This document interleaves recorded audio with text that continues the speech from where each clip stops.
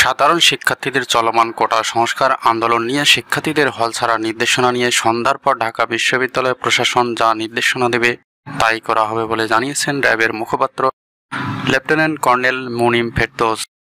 তিনি বলেছেন, শিক্ষার্থীদের হল ছাড়ার নির্দেশনা দেওয়া হয়েছে। এর মধ্যে যদি তারা ক্যাম্পাস না ছাড়ে তাহলে ঢাকা বিশ্ববিদ্যালয় প্রশাসন আমাদের যেই নির্দেশনা দেবে আমরা সে অনুযায়ী কাজ করব। বুধবার ঢাকা বিশ্ববিদ্যালয় ভিসি চত্বরে সাংবাদিকদের সঙ্গে আলাপকালে এই তথ্য জানান তিনি। কোটা সংস্কারের দাবিতে আন্দোলনরত শিক্ষার্থীদের মুক্তিযুদ্ধ ও বীর মুক্তিযোদ্ধাদের নিয়ে অবমাননাকর বক্তব্যের বিরুদ্ধে আগামীকাল বৃহস্পতিবার ঢাকায় মুক্তিযোদ্ধা সমাবেশ আহ্বান করা হয়েছে।